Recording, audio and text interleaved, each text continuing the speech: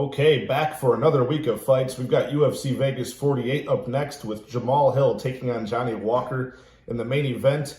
And the rest of this card, not a whole lot of name value. I don't think there's anybody else in the rest of these 11 fights.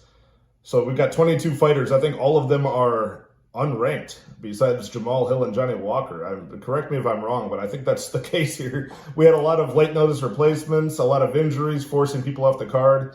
And I see a lot of people kind of hating on this card for being, so lackluster, but I like these cards. I think it's fun to learn about new fighters. I think it's fun when you have some unpredictability in there. Even some of the bigger favorites on here, I think, are kind of some trap lines, and I think there's some fights to steer clear of from a betting perspective on the money line. Now, I think there's going to be a lot of violence on this card, though, so there's a lot of, fight doesn't go the distance type bets, under 2.5s, things like that. So coming off of 2 winning weeks in a row, and last week was a very, very good result for us with Adesanya Whitaker's card. So I'm excited to get back into this, and I can't wait for this fight card. Let's just start diving into it right now. Starting with the first fight of the night, which is Chad and Hellinger making his official UFC debut against Jesse Strader. Now, both guys are relatively new to the UFC. Jesse Strader made his debut last year. I think he filled in short notice and lost in round 1 via knockout.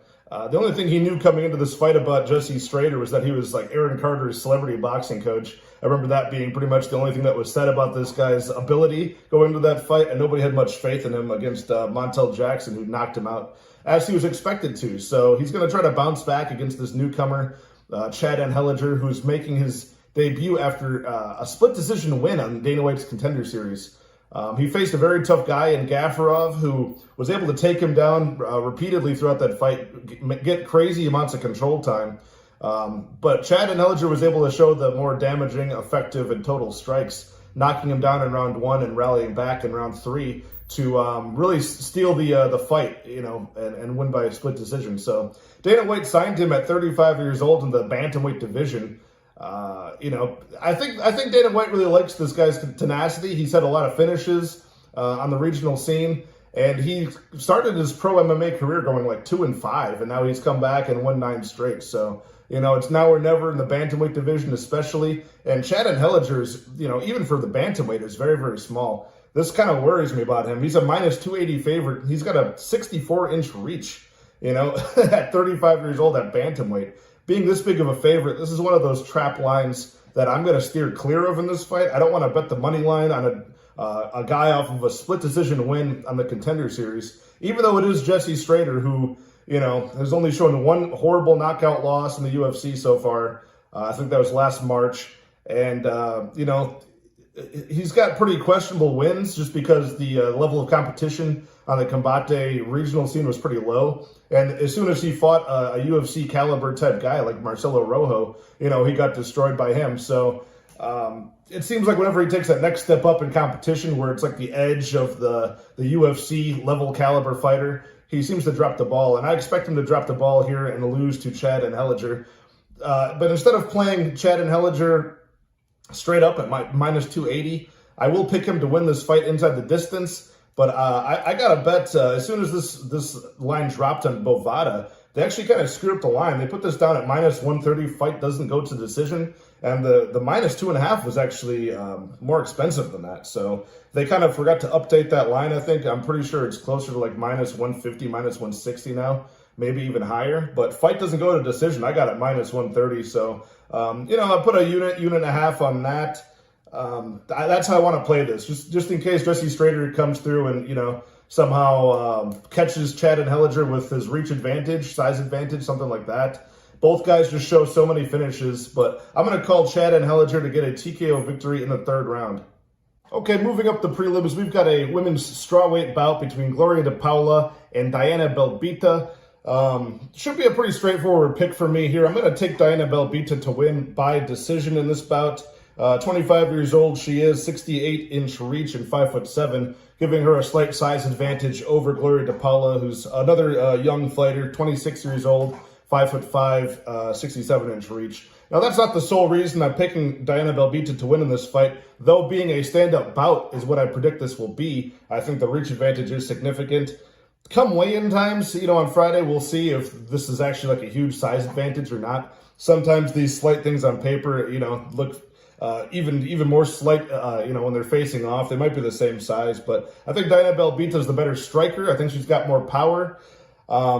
She's struggled so far in her career to grapplers, of course. So like Molly McCann was able to give her trouble in that realm, and most recently Hannah Goldie. By the way, Hannah Goldie looks like Alistair Overeem as far as her musculature goes. I mean, the woman's got traps up to her ears and just a very strong, imposing figure, and was definitely able to give Diona Belbita trouble in their fight. But throughout all the control time positions, Diona Belbita maintained to put the pressure on her. More effective striking, better total strikes, and she even outlanded, she outlanded her round 2 total strikes in round 3, which I like. I like a fighter that can come back, push a pace, and really steal that decision. So she's able to win that fight. Very impressive there. Glory to Paula. I think she's better than her record indicates. Her record is something abysmal. What is it like? Let's see here. Forgive me for not having this. 5-4. Again, but you got to look and see who that record is against.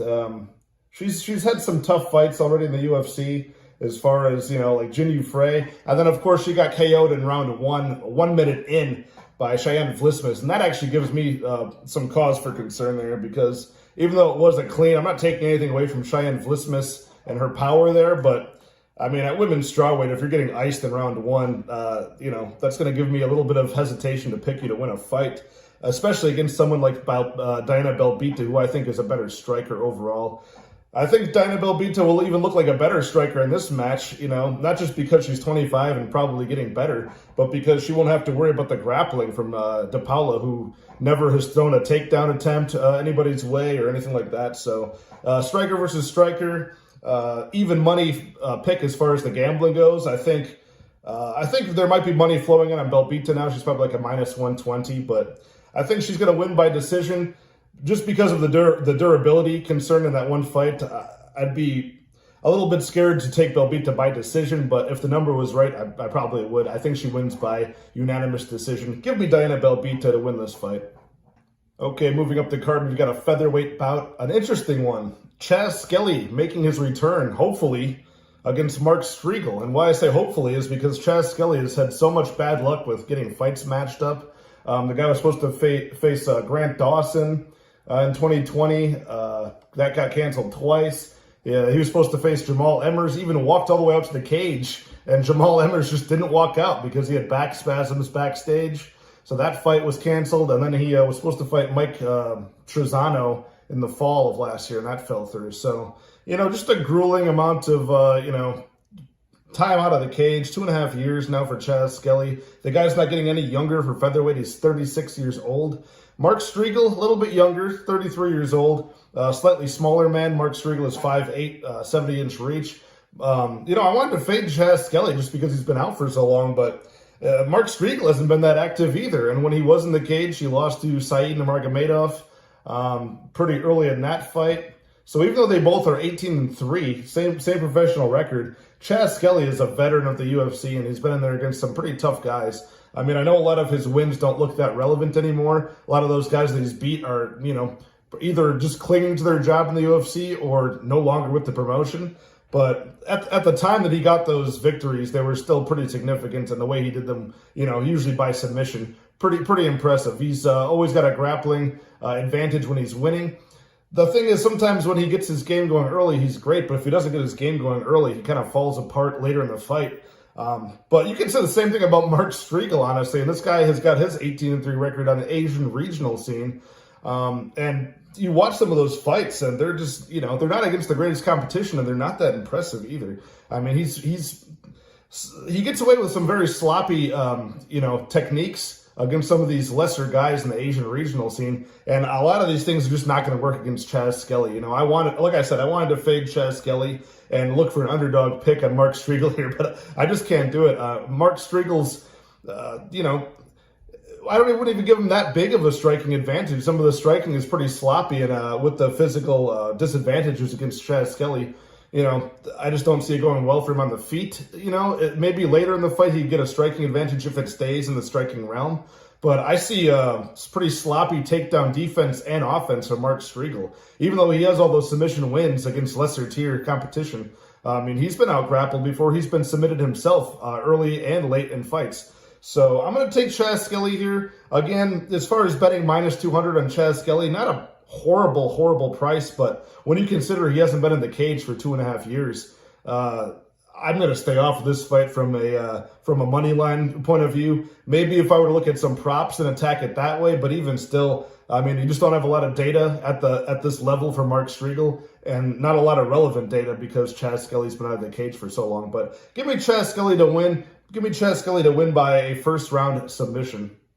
Moving along to Jessica Rose Clark taking on Stephanie Edgar at women's bantamweight, 135 bout between these women.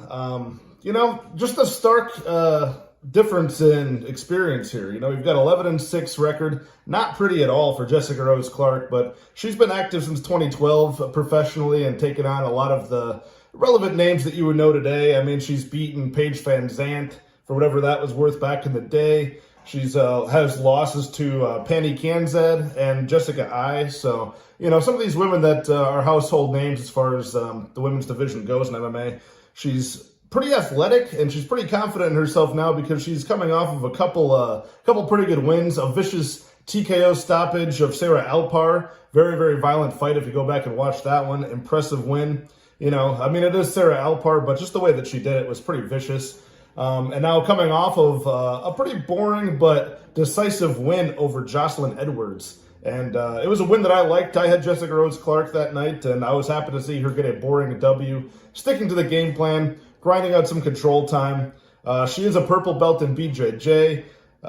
You know, pretty decent grappling, and she's facing Stephanie Edgar, 6-2. For her age, she's pretty inexperienced compared to Jessica Rose Clark. The slightly bigger woman is Stephanie Edgar, 5'6" and 68-inch reach. So a couple inches of reach over Jessica Rose Clark.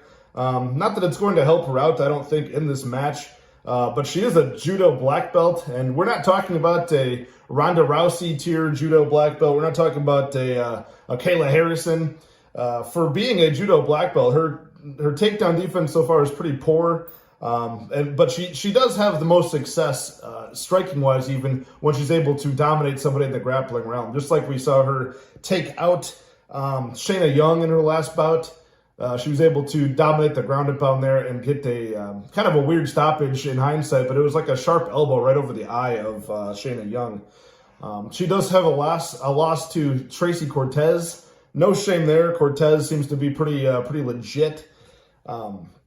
But overall, not a whole lot to love about Stephanie Edgar. I think against the 70% takedown defense rating of Jessica Rose Clark, I think that Stephanie Edgar is going to struggle mightily if she wants to try to get that same success that she's had.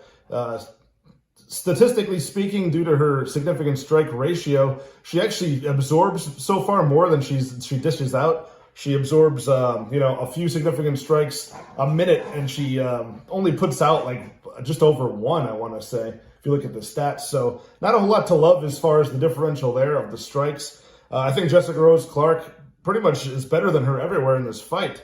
And at -190, I think it's warranted so far from what we've seen from both women. I think Jessica Rose Clark is a little bit more athletic.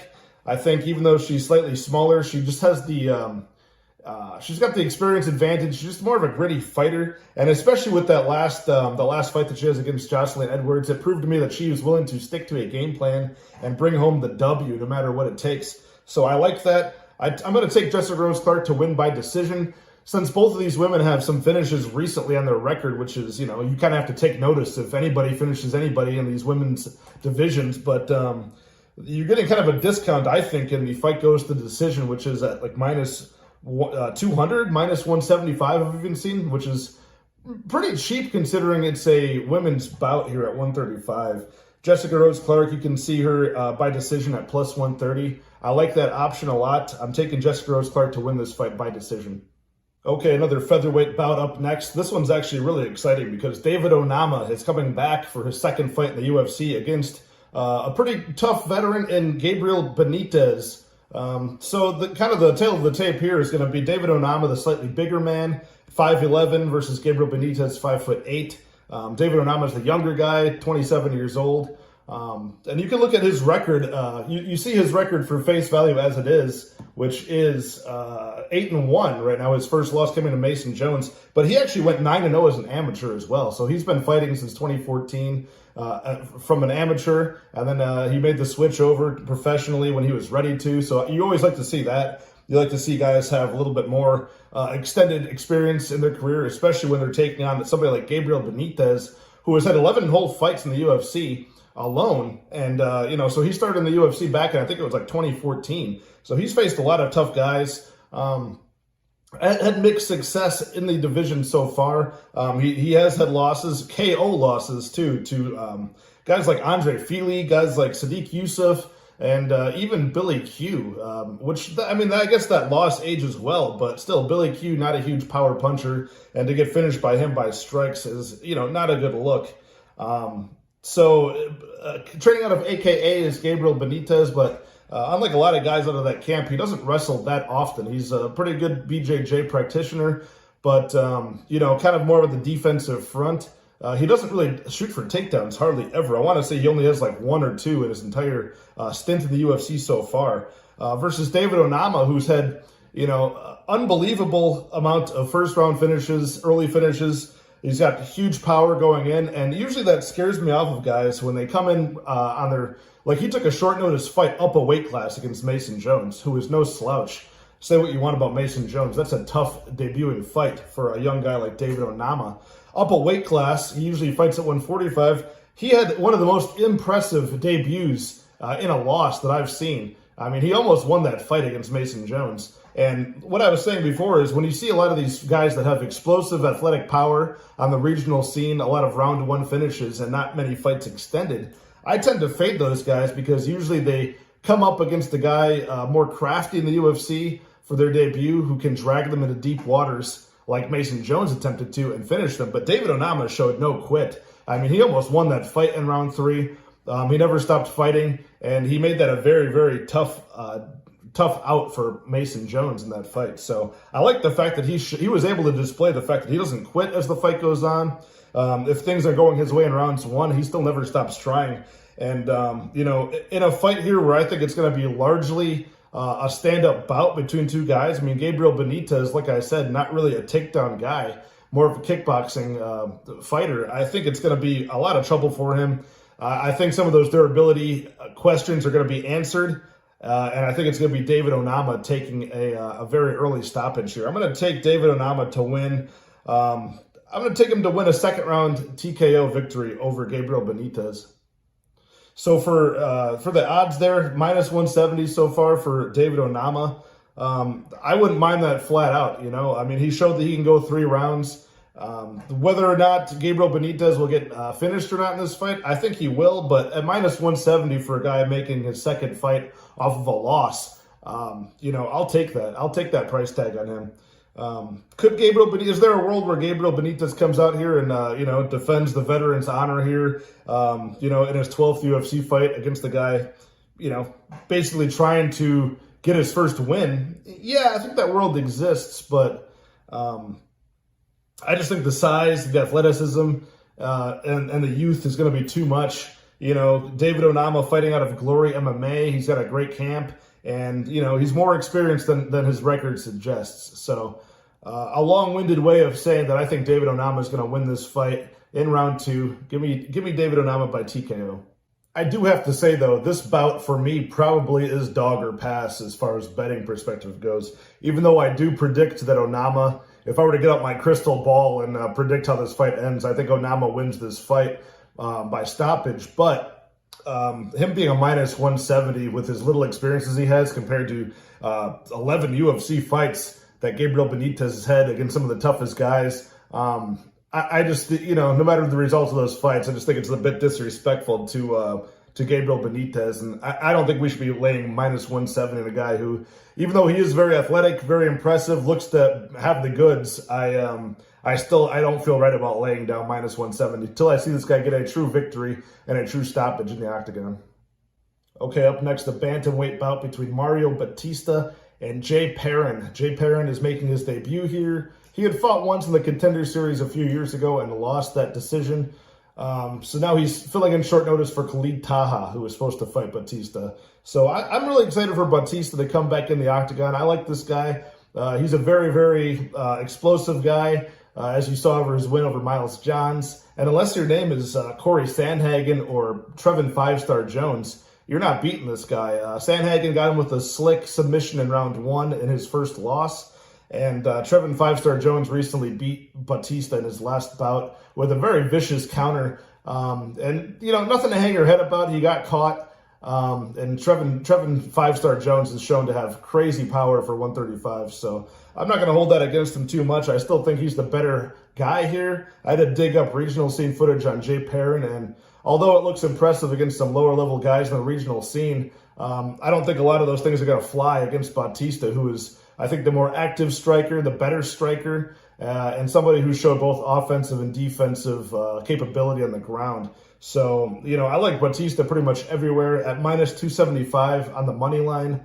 That's to be expected against a guy who I just think is flat out better, more experienced, and, Jayperrin's coming in on a week's short notice. So I don't see many ways that I can attack this betting on the underdog here.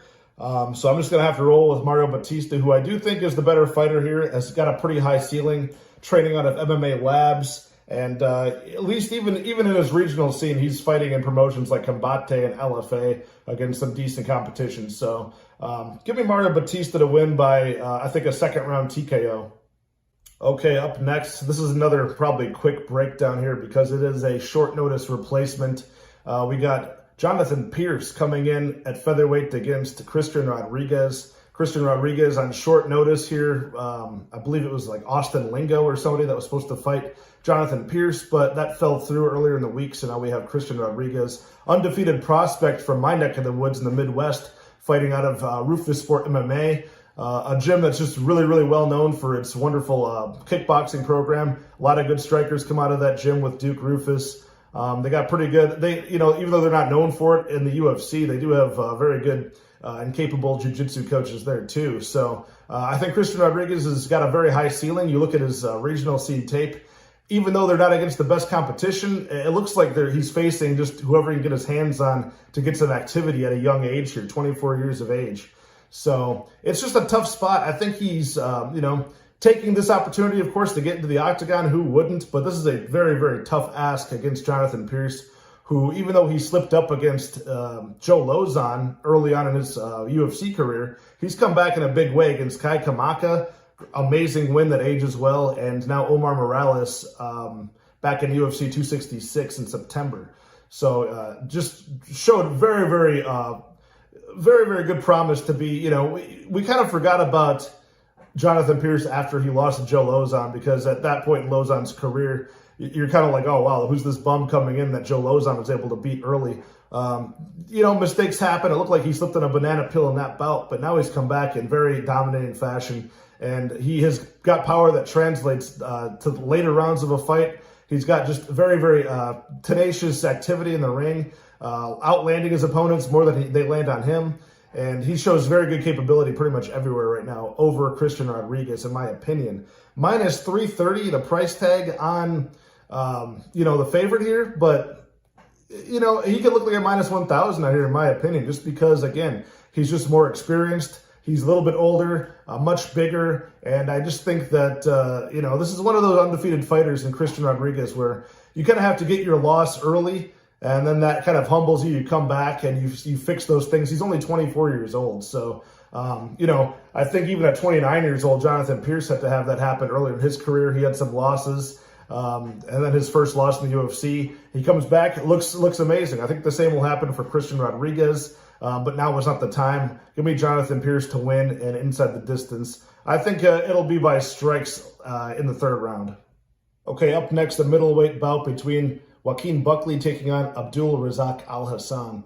And I am very excited for this fight, but I am so confused in picking a winner for this fight.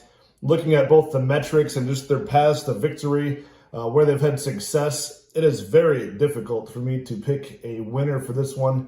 And I'm surprised that this fight isn't lined a little bit closer. I'm surprised that it's not just a straight pick 'em. I understand that there's been like a lot of love for Abdul Razak Alhassan is an underdog here, and there's also been love for Joaquin Buckley. And I can see both sides to it, man. I can see both sides to it because Joaquin Buckley definitely, in my opinion, has more ways to win this fight. Because statistically speaking, if you get Abdul Razak Alhassan out of 5 minutes, out of the first round, he will not win the fight. I mean, that's just from a statistics. That's just how it happens. You look at go and look at his record. Every single fight, he finishes in round one if he is the winner. If he is not in round one, he is losing the fight. And that's just a fact. I understand there's a first time for everything here, but I cannot ignore that. Also, the fact that Abdul Razak Alhassan has struggled, like in his fight with Jamal, for example. He struggles if he's getting smothered by top pressure and the ground game of a better grappler. He struggles that way, even though he does have a judo background. That seems to give him some trouble, but I wouldn't expect that out of Joaquin Buckley, but you never know. Buckley does attempt a lot of takedowns, in just maybe a handful of fights. He's already attempted like a dozen takedowns or so and had mixed success with them. But still, he's a young enough guy. Another advantage for Joaquin Buckley, who I can see him being the favorite. 27 years old. Maybe he's adding that wrinkle to his game, but something tells me, based on his last fight against Antonio Arroyo, that he's just going to be headhunting the whole time. I mean, that was a very frustrating fight, a very dicey fight for people who had a Joaquin Buckley inside the distance ticket because he waited until the very last possible second to land that knockout shot. Now, granted, against this match against Abdul Razak Alhassan, at least he's able to get second-round knockouts like he did against Jordan Wright and Impa Kasagane. But, he's shown some durability concerns, at least against, who was it? He got knocked out by Kevin Holland, pretty clean strike. He got knocked out by Alessio De Chirico. What can you do? He walked right into the head kick, powerful head kick like a baseball bat.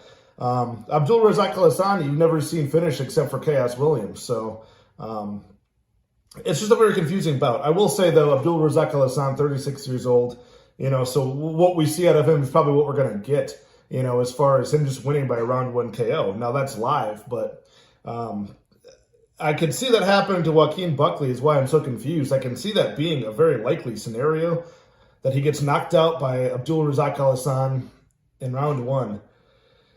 But I have to bet on the guy who's got more paths to victory. I have to bet on the guy who's got the longer reach, at least. If not the smaller man, Joaquin Buckley is. At least he's got the longer reach. He's got those very, very long arms and legs. I'm just betting on his age. I'm betting on him improving. I'm betting on him having the more ways to win this fight. Like I said, at least he throws in takedowns. At least, hopefully, he will be a little bit more active after that Antonio Arroyo fight that, wasn't looking very good for him until the end. I think he was up on strikes in that fight, but, very, very inactive, So, watch Abdul Razak Alhassan come out here and win his first decision against Joaquin Buckley. It's a possibility. I think that world does exist. There's a first time for everything, but in the meantime, give me a very, very, very low confidence bet on Joaquin Buckley by, I'm going to say by second round KO. Okay, lightweight bout. Up next, Jim Miller taking on Nicholasmoda, and you couldn't have more opposites as far as UFC experience. This is Nicholasmoda making his official UFC debut after winning on the Contender Series and earning his contract. And this is Jim Miller's 39th walk to the octagon, I believe it is. So he'll be setting his own record for most appearances in the cage. I think him and Andrei Arlovsky are like neck and neck with, who's been in there the most, but 39 times coming out to the cage. This guy's got the most veteran experience you could ask for. But lately, he's kind of first rounder bust like a few other fighters on this card we've talked about. So I think if Nicholasmoda can weather the early storm, and really he's going to have a lot to prove because this is probably the best wrestler, best MMA grappler he's faced in his career. He's faced others, and he's shown improved grappling and wrestling defense, but these are nowhere near at the level of that of Jim Miller. So even when Nicholasmoda was back on The Ultimate Fighter back in the day, I think he lost to the eventual winner of that by rear naked choke. So since then, the guy's very, very young. He's still only 29 years old, and that was quite a while ago he was on The Ultimate Fighter. So since then, he's been, getting some good finishes and some good performances in the regional scene. I mean, the guy's a nasty striker. He's got really, really vicious hooks. He covers distance well in the pocket. I think he's going to have the clear speed advantage. Obviously, Jim Miller, 38 years old. Nicholasmoda is going to have just a huge advantage in this weight class as far as his youth. So I think he's really taken a nice slow route to get back into the octagon here. He started off in the Ultimate Fighter and showed that he needed some work. He went back to the regional scene and did just that. He's proven himself there. This will be a big test, but I think if he gets outside of the first round and stays defensively sound enough against Jim Miller, I think he'll win a decision here. Jim Miller is always dropping decisions once the fight gets extended past one round. I know he had that very impressive early second round finish in his last fight, but I don't expect him to, this is one of those spots where, I think Jim Miller is one of the few live underdogs on this card. But I see Nicholasmoda just being a little bit quicker, a little bit more youthful and spry than him, and surviving that first round to take a dominant decision victory. So give me Nicholasmoda by decision. Do I think minus 175 is a fair estimate of the price of this fight? Do I agree with this line? I'm not quite sure about that. Again, another one of these Dana White Contender Series debutants. I probably would not bet Nicholasmoda on the money line. If anything, I would look for a decision prop on this one, or maybe even the fight goes to decision. I think Jim Miller's tough enough to survive the onslaught of Nicholasmoda, and I think Nicholasmoda will stay a little bit defensively aware enough in round one. I think this fight might extend out, is my prediction. So I would look for props to attack this. I wouldn't actually look for the money line. I think it's a disrespectful price for as much experience as Jim Miller has. Okay, a fight that I'm oddly excited to see play out here is Parker Porter against Alan Baudot up at heavyweight. And are these guys really heavyweights? I mean, I guess Parker Porter has definitely filled out into a heavyweight. He looks like he is the more natural heavyweight, I would say. Alan Baudot, used to fight at 205 and then just disappeared and pulled a Jake Collier and ballooned up to heavyweight limit there. So, I'm not a big fan of that. I'd rather a guy be a natural heavyweight. Back in my day, heavyweights did not look like this. They looked more like, Alistair Overeem. But what are you going to do? This is what we're working with. And Parker Porter is a minus 250 favorite, which is unbelievable. But it sort of makes sense in this spot because Baudot has just not showed us anything. I mean, he's got a slight, height advantage, reach advantage. He's training out of the MMA factory, so, I don't know why he doesn't look more like Cyril Gane as far as his striking goes.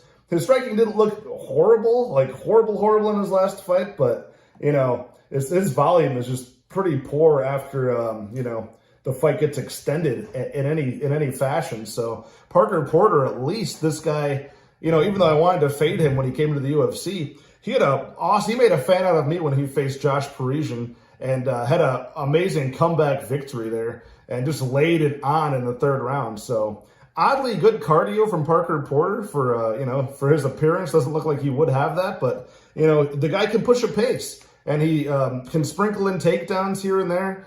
And Baudot just shows very, very, very big deficiencies in his grappling. So because of all of those things, you can't even fade Parker because of his age. 36, not the oldest heavyweight, and Baudot is only a couple of years younger. So I see Parker Porter laying on just a consistent pace in this fight.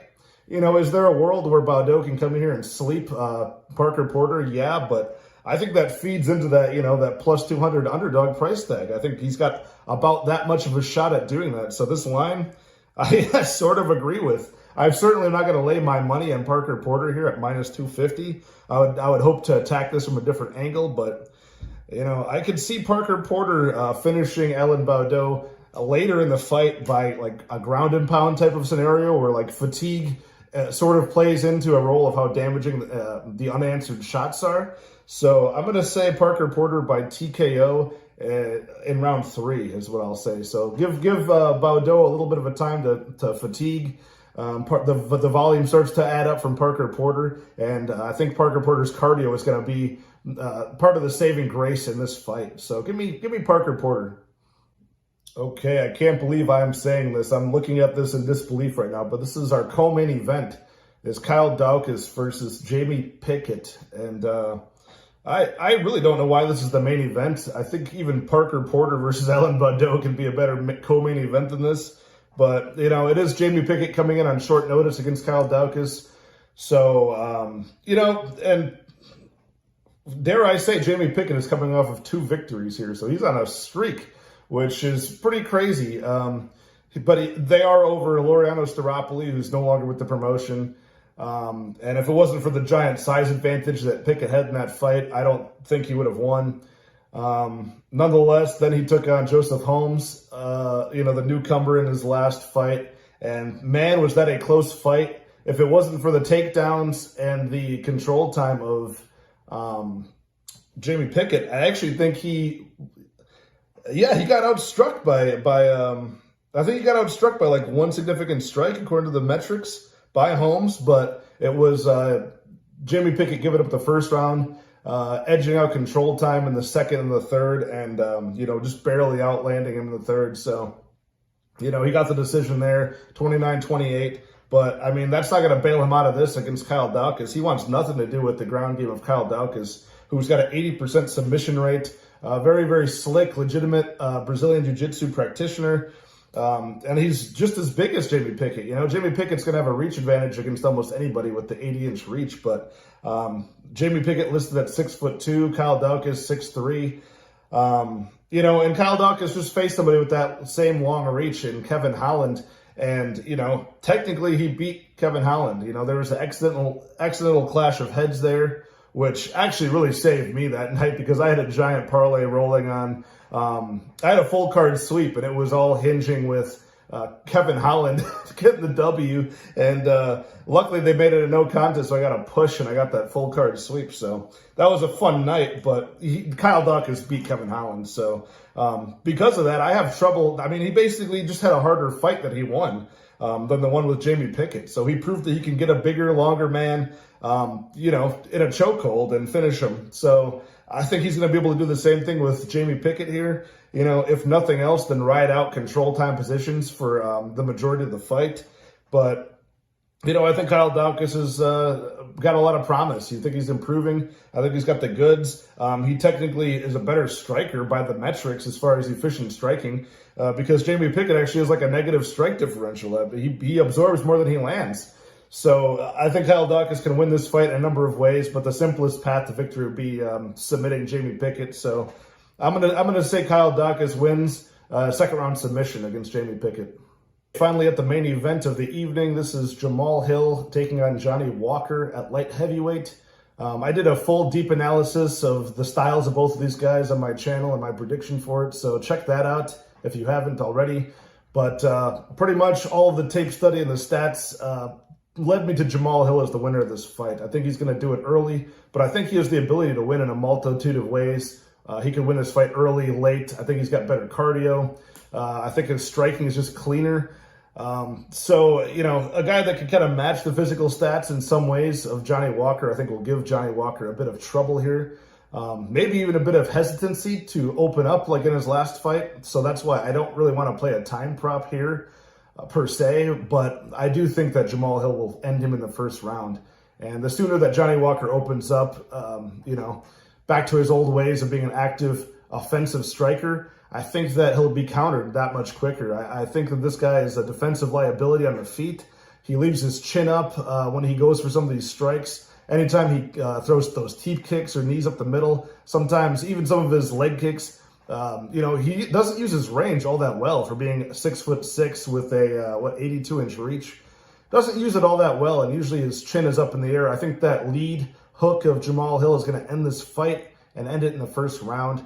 The line is getting a little out of control. I'd say, minus 260 to minus 300. That's a bit much. I think as far as, again, a card that's lacking underdogs, I think Johnny Walker is a live underdog. Don't get me wrong. He's a defensive liability, as I've said, but the guy has power, and the guy is very unpredictable. He's got some creative striking. You can see, his lack of game plan opens up some very, very creative striking. So when he sees those opportunities, sometimes he can read little habits in his opponent and land something wild. But, I don't want to step in the way of Jamal Hill, who I feel is the better technical striker. Yeah, I think he's got probably a better future in this division. and I think he's just going to win this fight pretty handedly in the first round. So give me Jamal Hill by KO or TKO in round 1. Okay, there you have it. Full card breakdown for UFC Vegas 48. Hill versus Walker. Stunning lack of underdogs on this, I know. I really don't like just picking the favorites, but due to the dynamics of there being so many short notice replacements on this card, that's going to leave us with a lack of underdogs, in my opinion. However, the only one that I did pick was Gabriel Benitez, just due to the fact that I think he should be an even money pick, if not the slight favorite, just due to his experience. But other spots that I do like underdog-wise, Abdul Razak Alhassan obviously is super, super live to knock out Joaquin Buckley. I almost think it's going to happen, but I have to pick Buckley just because, he can win this fight outside of round 1, and so far, Alhassan cannot do that. The other spots I do like, Jim Miller, huge experience advantage, very, very live in round 1. I like Jim Miller. I like Mark Striegel just because, Chaz Skelly has been out for so long. So there's a few spots here that you can kind of, if the price becomes right at the end of the week, you can find an underdog or two, but, very, very iffy card. I definitely want to see the weigh-ins before I lay down too many money line spots in this card, but from a props perspective is probably how I'm going to attack most of the spots. So I'll put out a video on best props and best bets in a day or two. So enjoy the fights this weekend. Good luck in all your betting action. We'll see you next time.